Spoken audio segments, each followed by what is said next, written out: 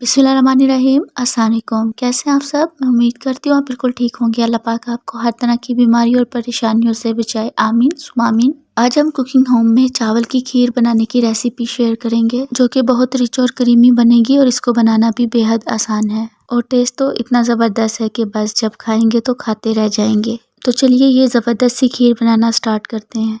अब यहाँ पर मैंने 1 लीटर दूध उबलने के लिए रखा है। अभी दूध गर्म नहीं हुआ, नॉर्मल टेम्परेचर पर ही है। हम इसमें 1/4 कप मिल्क पाउडर ऐड करेंगे। मिल्क पाउडर की जगह आप कंडेंस मिल्क भी डाल सकते हैं या फिर स्किप भी कर सकते हैं, लेकिन डाल लेंगे तो टेस्ट इनहेंस हो जाता है। इसके बगैर भी खीर अच्छी बन जाती है, लेकिन थोड़ा सा रिच फ्लेवर आ जाता है खीर के अंदर। जब मिल्क पाउडर के सारे लम्स रिमूव हो जाएंगे तो हमें इसको उबलने के लिए रख देना है। तो आप देख सकते हैं दूध में उबाल आने लगी है। जब दूध में उबाल आने लगे तो हमने इसमें डाल देने हैं भीगे हुए चावल। चावलों को मैंने आधे घंटे पहले भिगो दिया था। ये टोटे वाले चावल हैं। ये जो चावल हैं इनको कनकी चावल के नाम से जाना जाता है और ये खीर के लिए बेस्ट चावल होते हैं। और अब हमने इसको पकाना है। हमने इसको थोड़ा सा गाढ़ा हो जाने तक पकाना है। बस आपने इसको मीडियम फ्लेम पर चलाते हुए पकाना है।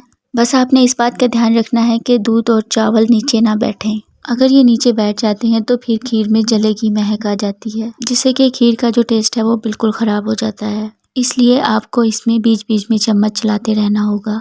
15 से 20 मिनट मीडियम फ्लेम पर हमने खीर को पकाना है।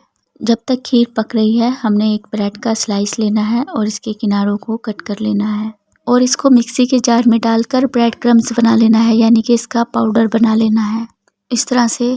तो बगैर खोए के आप ये क्रम्स डालकर खीर बनाए, कोई भी यकीन नहीं करेगा कि आपने इसमें खोया नहीं डाला है, क्योंकि खोए को हमने रिप्लेस किया है ब्रेड क्रम्स से, जो कि वही टेस्ट देने वाला है जो खोया टेस्ट देता है।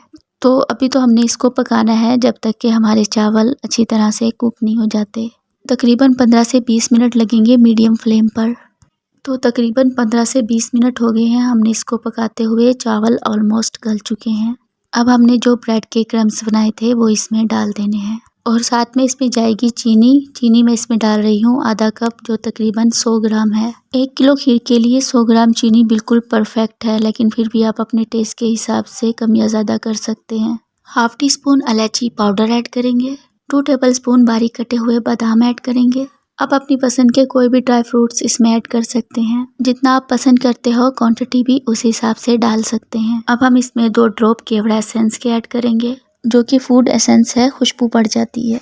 अब हम इसको फिर से पकाएंगे 4-5 मिनट के लिए मीडियम फ्लेम पर। जब खीर अच्छी तरह से गाढ़ी हो जाएगी तब हम गैस की फ्लेम को बंद कर देंगे और इसको ठंडा होने के लिए रख देंगे। खीर आप ठंडी या फिर गर्म दोनों तरह से सर्व कर सकते हैं। खीर की एक टेंडेंसी होती है, जब ये ठंडी होती है तो और ज़्यादा गाढ़ी हो जाती है, इसलिए इसको बहुत ज़्यादा गाढ़ा नहीं करेंगे, क्योंकि ये ठंडा हो जाने के बाद खुद ब खुद गाढ़ी हो जाएगी। तो बस अब मैं इसको ठंडा होने के लिए रख दूँगी, उसके बाद मैं आपको इसके रिज़ल्ट दिखाऊँगी।